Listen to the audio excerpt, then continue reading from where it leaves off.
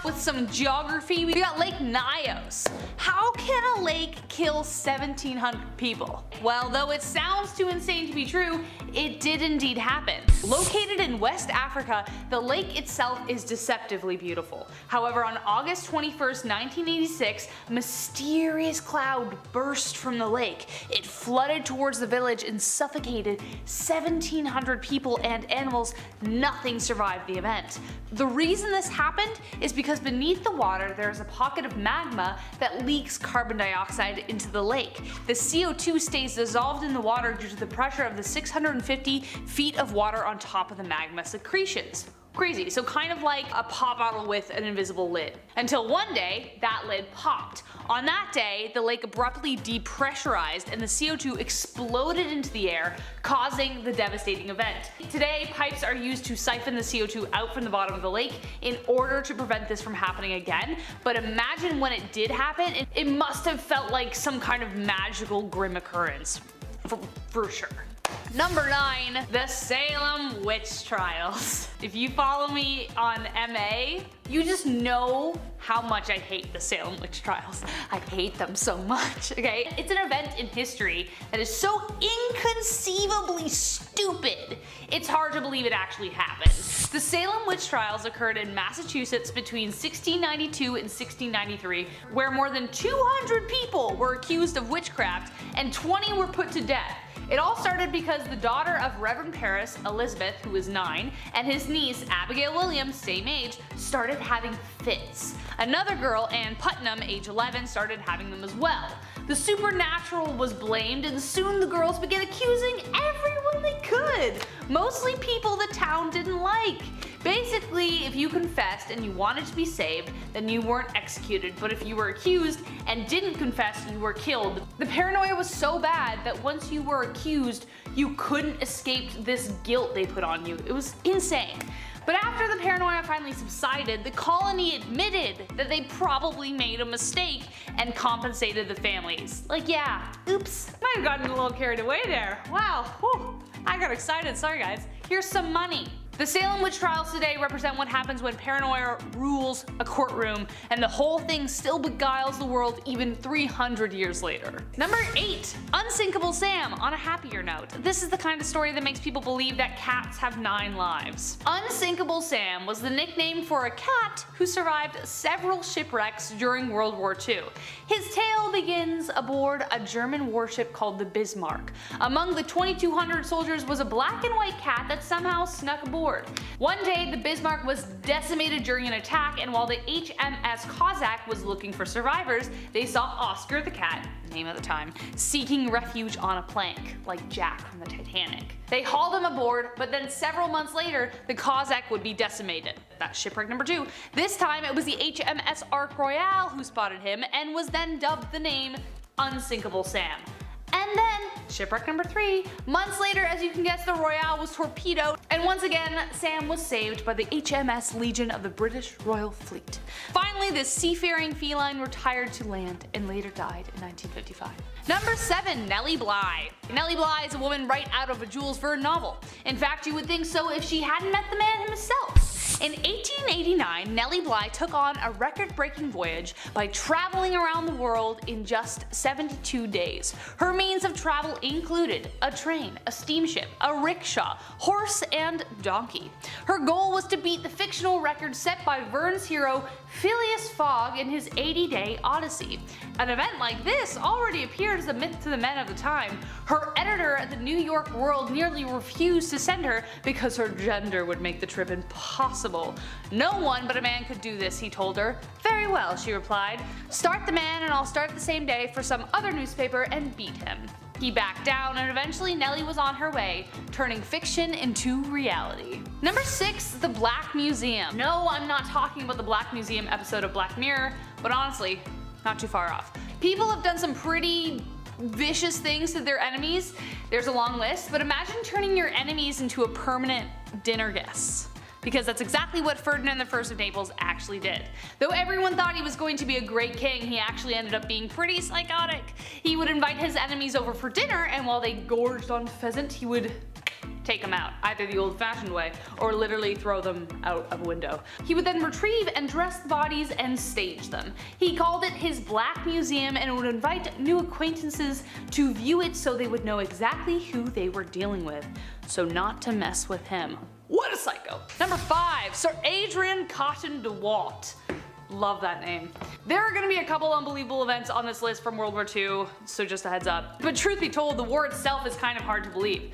Sir Adrian Cotton de Wart was not only a man who survived the impossible once, but he made a career out of it. He wasn't like your Blackadder general in the back with a pipe. This dude was on the front lines tossing grenades with one arm because he already lost the other. He served in the Boer War, World War I, and World War II. He survived being shot in the face, skull, hip, leg, ankle, and ear.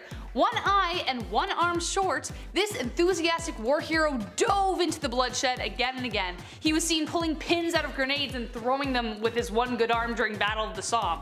But even as a 60-year-old man, he was still a beast. His plane got shot down in April 1941, he crashed it into the Mediterranean, survived, swam all the way to shore, then he got captured by Italian soldiers, thrown into a POW camp, then he escaped, eluded capture for 8 days, but unfortunately the lack of Italian looks gave him away. He was released 2 years later and Churchill was such a big fan of him, he made him his rep over in China. He ended up passing away peacefully at age 83. Despite hundreds of close calls with death. Number 4, Muhnochwa. This is actually kind of a plug for a short film I'm looking to raise funds for. Check out my Instagram to learn more. But his story is incredible and it's so unbelievable. Muhnochwa's story sounds like something straight out of a movie, except it actually happened. A humble Finnish farmer who became the Soviets' nightmare in World War II. He is widely regarded as one of the most accomplished and skilled snipers in history. The Winter War began in Finland in 1939 after Russia decided that it was time to regain some territory. They thought it was going to be easy. But soon they came to fear the man who would be known as the White Death. He was trained as a sniper at a young age, didn't want to take human lives though, so he just became a farmer, but the lives of his countrymen were at stake.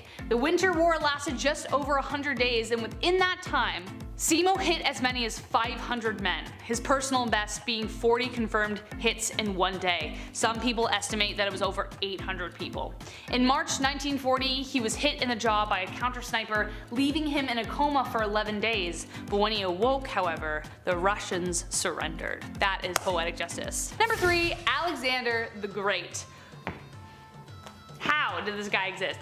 Was he the son of Zeus? The case is so convincing that even Alexander believed it himself. During the 15 years of his conquest, starting from his first victory when he was 18, Alexander never lost a battle. He was so prolific in battle that his strategies are still studied to this day. Before Alexander entered Egypt, they had been under Persian rule for just over 200 years. Through his incredible prowess and lightning-quick decision-making, Alexander defeated them. Egypt was so happy they even claimed him as their pharaoh. While he was in Egypt, however, Alexander decided to make the long trek to visit the shrine of Zeus Ammon.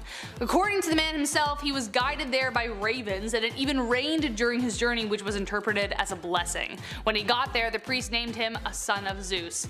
Now if that doesn't make this guy sound like a myth, then I don't know what will. Number 2, Boadicea. Boadicea is the Morrigan in my mind. She is Xena, warrior princess. This woman was so ferocious, she was called the scourge of the Roman Empire. Yeah, that's right, this queen took on the Roman Empire.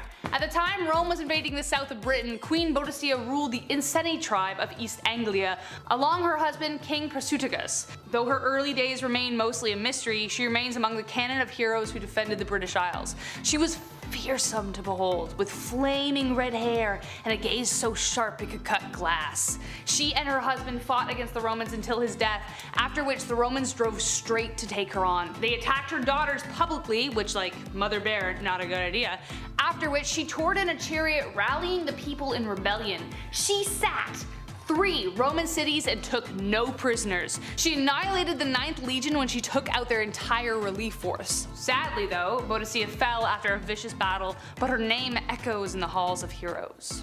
And last but not least, Richard, Saladin, and the Third Crusade. Just the Crusades in general are just unbelievable. Never in history have two rulers been so equally matched. Currently I'm reading Warriors of God, Richard the Lionheart and Saladin and the Third Crusade by James Rustin, and the fact that everything I've read so far isn't just the next Game of Thrones novel astounds me. These two never met because Saladin believed that kings should not go to war if they had met, but because they were fighting over the Holy Land, war was kind of inevitable. But while Saladin did not engage in warfare, Richard dove right in the middle of everything. They both had such incredible admiration for each other that in the middle of battles, they would send each other gifts. I don't understand. You killed my men. You killed my men. Here's a fruit basket. Literally happened. And another example, during the Battle of Jaffa, Richard's horse ended up being killed, and Saladin was so impressed with him that he sent him 2 new ones. 2! On top of that, Richard had taken off half of his armor before he had leapt ashore to fight. So he was basically half naked. Eventually Saladin tried to have him assassinated, but Richard was so ferocious in battle that everyone feared him. The dude was pretty much a human bulldozer. The 2 assassins ended up waking up the camp because they were fighting about who should take the guy out. Guys, please vote for a video about the Crusades because they were freaking wild and I don't understand them. Number 10, the dedication of Eclavia. You know what you shouldn't do as a teacher? Make a student who is really talented self-sabotage themselves so they don't beat out another kid, which is exactly what happened to Eclavia. Eclavia was a very talented young boy who lived deep in the forest among his tribe. He wanted to become the best archer in the world, and he was very well on his way to becoming it. However, when he asked to become a student of the Great Drona, he was denied due to his poor social standing. But Eclavia was not deterred. He built a statue of his idol instead and let it inspire him as he practiced archery every day. He became so skilled that when Drona learned of this, he was afraid he would surpass his best student, Arjuna. So he demanded Eclavia payment for studying under him, even though it wasn't technically under him, in the form of his right thumb. Then, sadly, this story doesn't really have a happy ending. The boy cut off his thumb right there and then, forfeiting his dreams of becoming the best in the biz. So overall, work hard to get where you want to, and then give over to jealousy and let someone cut your thumb off so that you'll never achieve it. Number 9, Muhnochwa. Confusing and terrifying? We love a little bit of everything here on Bumblebee, which is why I bring you Muhnochwa, a terrifying creature slash demon that delights in scratching the faces off its victims. A very specific thing, leaving them for dead. No one quite knows what it looks like, but the most common description is a hairy spider with soulless eyes.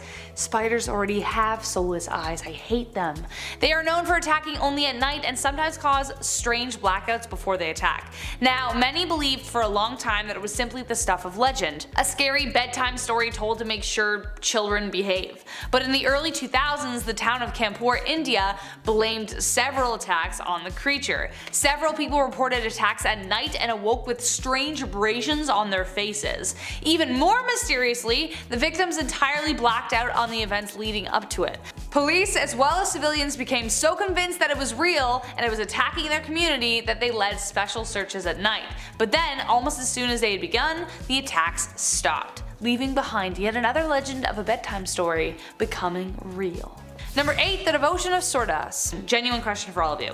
If you saw the most beautiful thing, place, person in the world and knew that nothing else would ever be as perfect, would you wish to keep your sight or have your sight taken away because nothing would ever come close to it? Personally, I'd probably keep my sight because you never know. But Surdas was so devoted to Lord Krishna that he had his sight taken away again. He loved Krishna so much that he wrote song after song in his praise.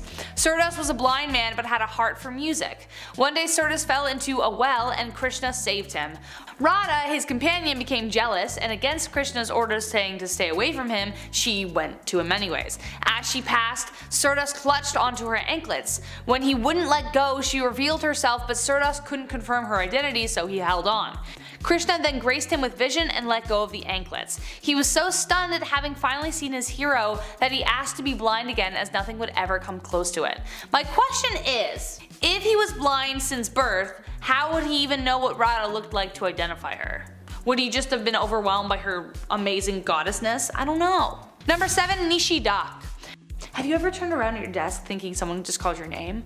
Or could you have sworn you heard someone say your name walking home alone at night in the dark? This has definitely happened to me, and it certainly makes me wonder whether there is a supernatural reason. Otherwise, why does almost every culture have a myth related to voices in the dark? The Nishidok from Hindu mythology is a dark entity that lures travelers deep into the forest areas by making it sound like a loved one is calling to them. This is the moment where curiosity could kill the cat, because if it got the better of you, you could end up dead. The voices will lead you to a deserted area away from prying eyes, and then snap, it will devour you. But what if it's actually someone I know who needs help? Well, there is one way to tell. Wait for them to call a third time. The Nishidok can only say your name twice, so if it no longer says it again, keep moving, as it is surely the Nishidok. Number 6. Nail Ba. Part of the role that mythology plays is to establish rules and boundaries for society, especially children. If you don't want a young one playing by the river alone, you tell them a scary story about a monster who lives there, so they won't go near it. But did they really have to go this hard with this one? Damn! Nail Ba is a terrifying, dark, demonic spirit that walks the streets visiting people's houses. Her name has been written on the doors and walls of small towns and villages in rural Bangalore to deter the spirit from entering. Some variations of the myth say that she is the spirit of a wandering bride seeking her husband. If you open the door to receive her, she will take the man of the house and bring bad luck to the household. Another version says, which is kind of where it gets confusing, says that should you open the door in the first place, you will be cursed to die within 24 hours. Apparently she speaks in the voices of your friends and family in order to appear more trustworthy. Villagers write her name on the door to ward her off, as they should. Number 5. Boba. I love all the legends that circulate sleep paralysis. If you have ever experienced it, you know how terrifying it can be. We know that it is a global phenomenon, as most cultures around the world have lore surrounding it. The one that belongs to Indian mythology is the boba. When people experience sleep paralysis, symptoms often include seeing shadowy figures, you're unable to move, there's pressure on your chest, pretty much having a nightmare while you're awake. The boba is said to be a horrific creature who causes it. Made of shadows, the boba's entity preys on those who sleep on their back. Very specific. So no side sleepers here. It strangles its victims to death while asleep, and it is said to be a paranormal explanation for sleep paralysis. So side sleepers, like me, you're safe. If you sleep on your back, you're in trouble. Number 4. Hiranyakashipu. Is it better to be feared or respected? Respected, obviously, that's what I think, because hopefully no one will be looking to stab you in the back if they're so afraid of you, you know what I mean? So it was only a matter of time for the self-proclaimed king of demons, his words, not anyone else's. Even his own son was like, nah dad. Even though he wasn't the one who did it, he wanted everyone to believe that he created the universe and that he was uncontrollable. His son was, of course, one of the ones who refused to take his belief. Not a good look for him, so he of course tried to kill his own son. No love when you're the king of demons, apparently. But every time he tried to even harm his son, he walked out of it unscathed. The reason? Vishnu was protecting him the entire time. But how would they get rid of his father? Well, because he could not be killed by a human, dev, or animal, Vishnu created a blend of creatures, creating something entirely different. It was called Narasimha, and one day at twilight he laid on the king of demons' lap and disemboweled him with his claws. I feel like the king of demons was like, oh look, a kitty thing, oh no, and then died. Number 3. Raktabija. This dude seriously sounds terrifying, and I don't know how anybody beat him, but they had to create a whole god to get rid of him. Raktabija wasn't just one demon in Indian mythology, he could simultaneously be hundreds, thousands, millions. If one drop of his blood hit the ground, another Raktabija would form. And worse than that, the creature would actually get more powerful when a new version of himself was formed. It was like a huge narcissistic thing. I'm not sure how that works, especially since he's only a tiny baby part. Like, whoa, I'm so powerful. As you can imagine, he was incredibly difficult to defeat. Every time he spilled blood, it was like, whoa, there's more of you. So the gods combined all of their power and created Kali, the destroyer of demons. A grotesque looking goddess decorated with bloody limbs. You know the one, the lady with the multiple arms dancing about. Yeah, an equally fierce demon to face Raktabija. During their battle, of course, his blood poured onto the ground from his wounds, creating thousands of demons. But instead of letting the blood drop to the floor, Kali pierced him and drank all of the blood so not a single drop would hit the floor. And that was how she destroyed him. Kind of like the OG battle vampire. Number 2. Putana. It takes some guts to take on the dude who was literally born to destroy you, but Putana thought she could do it. Putana was an evil demon who was passionate about taking the lives of the young. Needless to say, not someone you want at a daycare. When baby Krishna was born, it was foretold that he would destroy all the demons. Literally his job. So Putana thought she could take the guy out early. She disguised herself as a beautiful young woman, laced her breast with poison and entered his room. Because of her disguise, nobody thought twice, and so she sat down to feed the babe. But unfortunately for her, she made a huge mistake. Krishna was born to destroy demons, never mind the poison, and as he fed from her, he sucked her life away instead. Putana died in absolute agony, and Krishna assured everyone that he was here to do one thing and one thing only: his job. And last but not least, number 1, Mahishasura. Look, I can understand appreciating the beauty of an animal, but when bestiality is thrown into the mix, we gotta pull the reins on that. I know Zeus from Greek mythology was all about that as well. It just seems to be a thing that gods like to do across the world. It's a global thing. Remember the King of Demons? Well, this was another demon king who was the son of the King of Demons, but not the one previously mentioned. But anyways, his mother was a buffalo. His father had fallen in love with the beauty of a buffalo and married her. Mahisha means buffalo and Asura means demon in Hindi, therefore buffalo demon. No man on this planet could kill him, and he was a very confident dude. He started a war with the people and won. His power knew no bounds because of course what man could kill him? However, there was a catch. A man couldn't kill him, but a woman could. But what woman could kill someone so strong? So the gods created the goddess Durga, and she waged war on the tyrant, finally fulfilling the prophecy. Boy oh boy, do I love a loophole.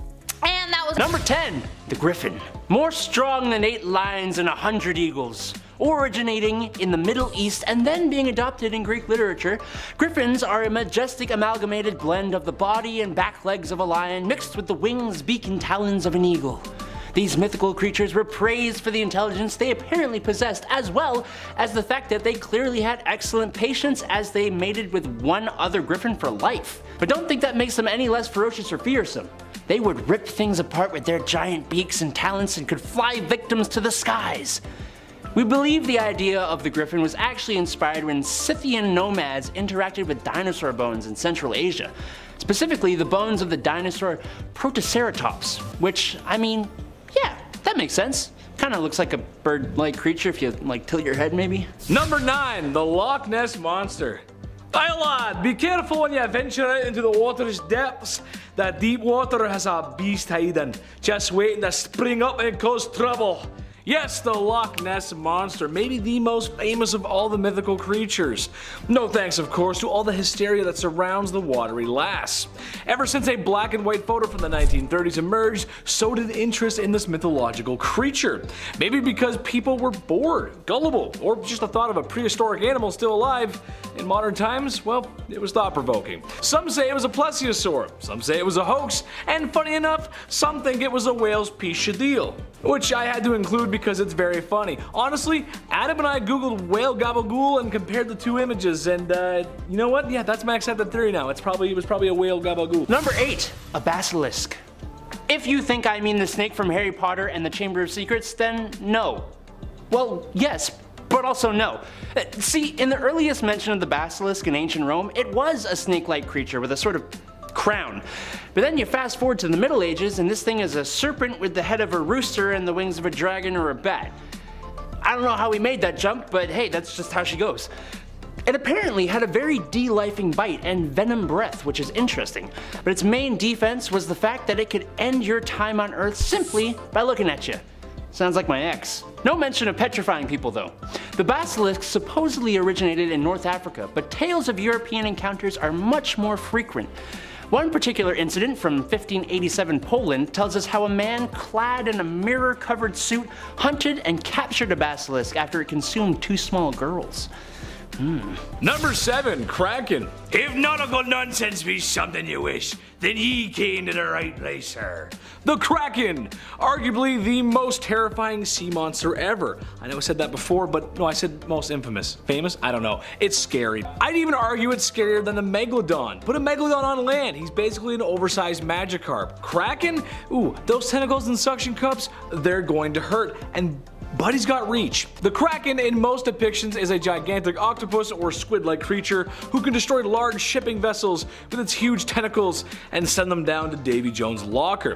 In Norse mythology, some depictions of the octo beast are as big as islands, which ooh, that's really big. Sometimes creatures like this and other mythological stories come with lessons or a tale of something, and usually these creatures have a weakness or an exploit on how to defeat such a beast. However, in my research, all it said was that they could be defeated, and not how. Number 6. Blemier. Ready for a weird one? In ancient times, Europeans who traveled to North Africa and Asia came back telling some pretty crazy tales, specifically of humanoids who would wander the wilds. The absolutely weirdest one would have to be the Blemier from North Africa. They were big hairy dudes. That part ain't surprising, that's Big Chet over there. But they had no heads. Instead, they had a face on their chest, or even just eyes in the middle of their chest. I mean, look at the art our ancestors made of them. What even is that? Somebody call the police! What the? They became a hot topic of interest and discussed and appeared in all kinds of stories and art at the time. I, for one, would never like to see them again. Thank you very much. I would never like to see that again. Thank you. Thank you. Number 5, werewolf. Hey man, I just wanted to check up on you and make sure you're feeling alright. I know it was kind of strange that a large dog bit you in the full moon.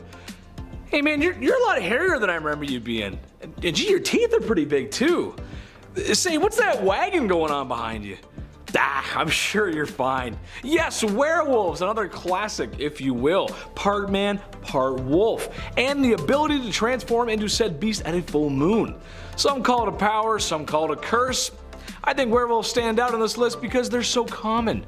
Werewolves were thought to be real in ancient Rome and most of medieval Europe. More interesting than a wolf that hungers for human flesh is the treatment for such an ailment. Some medieval remedies include hammering nails through hands. In Sicily, it was a knife through the skull 3 times. In Germany, if you said the person's Christian name 3 times, they would be cured. And in more recent times, silver. Just silver for some reason, or a silver bullet. So be mindful at night, folks. You may just need a hammer, nails, knife, Bible, telephone book, and a couple of quarters. The telephone book is so you can look up the Christian names. Number 4, Sleipnir. The steed of none other than Odin himself. Sleipnir, or the sliding one of Norse mythology, was an 8-legged gigantic black horse that could carry itself and its rider across the land, sea, and through the air. Those 8 massive powerful legs also helped bring Odin Allfather from the realm of Asgard to Midgard, or Earth, and I'm sure Sleipnir could bring him to all the other realms as well. Sleipnir here came to be when the god Loki shapeshifted into a mare and became pregnant by the stallion of a giant. Well, that's how the myth goes. Look, I can't come up with this stuff, okay? Just believe me so we can move on. In art, the giant horse was the means of transportation used by shamans in their travels throughout the cosmos. So when they were straight up tripping on the magical mushrooms over in the forest clearings of Norway. Number 3, dragon. Greetings, foul beast, for I am Sergeticus, knight of the not-so-round table. I have come to skewer your winged wickedness and end your sour reign, is what I would say if I was a knight in shining armor, with a broadsword and a shield. It's a classic story. There's always a knight and there's always a dragon that needs slaying. In European culture, dragons are depicted as large winged creatures, sometimes with the ability to breathe fire. Perhaps a representation or euphemism for a great challenge a knight may face. In Eastern culture like China, dragons have no wings and are more snake-like. However, both still look similar and both have the ability of flight. The Chinese dragon may also be able to use magic, so fire breather and sorcery. Ooh, somebody get my sword. It's gotta go. No, bad. Number 2, Erymanthian Boar. Hey, do you remember in the Ancient Extinct Creatures video where we talked about Andrew Sarkis, Andrew's ancestor? Well, I think this is it. A 1-ton boar with sharp and strong canine teeth. Only this one's in ancient Greece, not Mongolia, so maybe not. But the Erymanthian boar was part of the 12 heroic labors performed by the demigod Hercules. Hercules was tasked with capturing the boar that would come out every day and attack the people who lived by the Erymanthus mountain. Now, I don't know if you know, but boars are already just angry, jumped up pigs that have been known to literally end people's whole existences. So yeah, size those bad boys up with giant tusks and well, good luck, Hercules.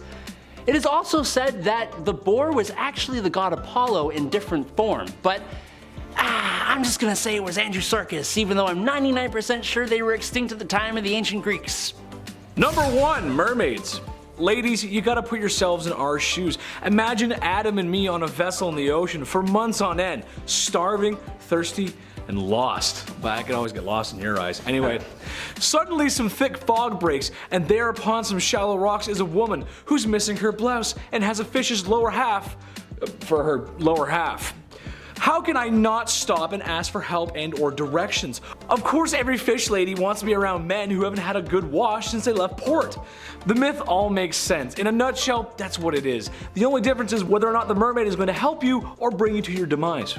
We'll see. I don't know. Well, number 10, Clash of the Titans. An Avengers level threat, baby. The Titans were the big bad giants who ruled over the earth and the gods. Naturally, they all got along and there were never any problems, ever. Yeah, right. They fought like cats and dogs, though I never understood that because all the dogs and cats I know always got along great. But the Titans fought, and they fought some more, until your favorite boy Zeus had enough and kind of took control over everything. It's Zeus, it's what he does. It's too bad Aaron Yeager wasn't there to help out. Number 9, Prometheus. Poor Prometheus. This is my favorite tale from Greek mythology. I think it's rather sad for Prometheus. All he wanted to do was give us the knowledge of fire, and look at all the things that we did with it. Forged iron and steel, heated our homes, so no one would ever go cold again. And we cooked, which gave Gordon Ramsay 23 hit shows and a reason to curse when asking for the lamb sauce. Where's the lamb sauce? Prometheus went directly against Zeus's orders, and if you didn't know, that's kind of a bad thing. It can wind you up in a rather unfortunate position. A position like being chained up and having a large bird come feast on your intestines. Like I eat mom's spaghetti. She makes a good spaghetti. Thanks, Mom. You make a good spaghetti. Number 8, Icarus. I think we can all relate to this one, or at least have been told a version of this when we were flush. Things were going good for us. In a nutshell, Icarus got some wax wings and gained the ability to flight. Mind you, that was probably the dream of many ancient peoples. After Icarus got his wings, he got a little arrogant. He wanted to push his wings to the limit. Kind of like Iron Man in the first Iron Man movie. But instead of falling in a multi-million-dollar supersuit and looking handsome while doing it, Icarus sniffed one too many of his own farts and flew too close to the sun, where he burned up in it. So what's the lesson learned here, folks? Keep yourself grounded and don't sniff your own farts. Number 7, Jason and the Argonauts. Avenger level threat acquired. For some reason in our lives, you find stories of our favorite heroes forming almighty and powerful groups. The Avengers, the Justice League, BTS. That one might have too much power. But yes, Jason and the Argonauts were a band of heroes on adventures, slaying beasts, taking names, and Greekifying the area. Sadly, for Jason and the Argonauts, every time they try and make a movie about it, it just never works for them. I don't know. They had a visually impressive one in the 60s, and everything after that has just been a complete misfire. Hollywood, if your casting calls come my way, just know I make a great Jason. Look at me. I could be Jason. A sword, a shield, and there we go. That's it. Number 6, Hercules. Hercules, the strong one, or the one where Danny DeVito coaches him through the process of being a Greek legend. If Danny DeVito is coaching you through anything, that probably means you're gonna come out on top. And yes, before you start typing in the comment section, technically speaking, Hercules is the Roman copy of Heracles. I know. However, it's kind of one of those things that everyone just knows the one, so anytime a Greek dude shows up with muscles, you blush and you think of Hercules. As far as Greek mythology goes, it doesn't get any more classic than a super strong guy with abs and biceps, and maybe a little bit of olive oil on him, I don't know. Number 5, Sisyphus. Oh baby, do I feel this one. Story of my life, honestly, day late and a dollar short. Some of you folks at home may also share the same fate as me and this chiseled Greek man doomed for eternity. This one is also one of my favorites. Basically, Sisyphus was cheating the devil. Cheating death itself, actually. After sliming his way out of the underworld one too many times, Big Daddy Zeus had to intervene. Also, when I say I relate to him, it's not because I'm a trickster who cheats my demise or cheats the devil or Hades. I'll explain. So, after Sisyphus had done what he'd done, Zeus sentenced him to roll a giant boulder up a hill for eternity. When he gets to the top, She rolls back down to the bottom and he has to start all over again every day for the rest of time. Not just life, for time. Sometimes in life it feels like you're on a grind and you work and work and work, and sometimes you go right back to square one no matter how hard you work. That sucks and that can be exhausting, but never give up because Chetty ain't, and neither should you. Number 4, King Midas. The lesson in this one, folks, is to be careful what you wish for. King Midas was being granted a wish. He wished for anything I touch be turned to gold. Now, I'm not an economist because I already have too many jobs on the internet, but you can imagine how at today's rate of gold, how wealthy you would be. Sheesh! Yeah, gold was valuable back then, but now, wowie woo. So his wish was granted, and everything he touched turned to gold, which for a good couple hours must have been the most fun anyone has ever had ever. Dude was seeing drachma signs. However, this wealthy gift he had been given quickly turned into a curse or a burden. Everything he touched turned to gold. That included his food. Because of this, he starved. To fix this burden, he bathed in a river, and it said that's why gold can be found in that river. I wouldn't mind having that power myself, but if I made food gold, or even worse, what if I made my beer gold?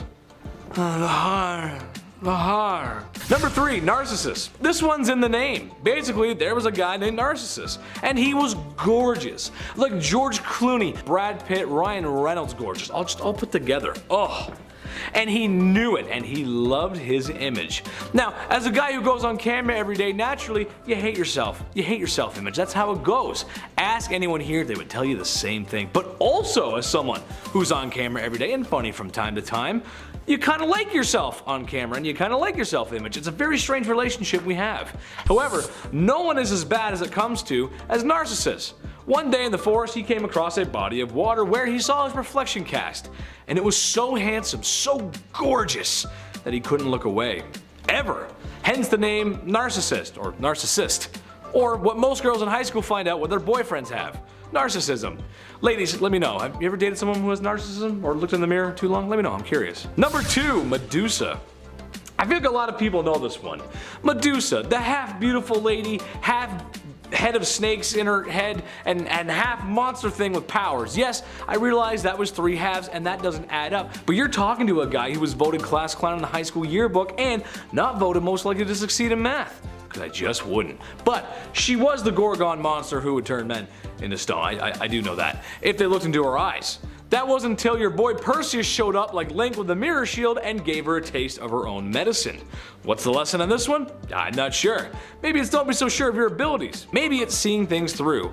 Or maybe it's having an extensive knowledge of tactics from a late 90s Nintendo character. That you never know when you're going to need that. You never know. I know that stuff. That can come in handy. Number 1, Pandora's Box. I know you guys know this one, but this one is so simple. At first glance, it's not about turning things into gold or weird snakehead ladies or giants rising from beneath the earth to fight each other. It's a box. Something ain't good in that box, but it's just a box. So don't open it. I'm gonna say it again because there's gonna be people in the comment section that are gonna say, but Chetty, because you said don't open it, that means I really wanna open it. Imagine I'm Robert De Niro telling you not to open it. Nope, no way. Nope, not gonna happen. Nope, null and void. Don't do it. Don't do it. That's how you know I'm serious, because I did a bad impression. Oh great, somebody opened it. Yes, that's right, Pandora's box was opened and it said that all the evils of the world were released from the box. Good tale, good moral, but who the heck thought putting all those evil things in the world in the box was a great idea? Whatever happened to just having memento boxes? You know, you open up a thing, like this is the time I farted on camera, this is the time I went to the cottage, you know what I mean? Whatever happened to that?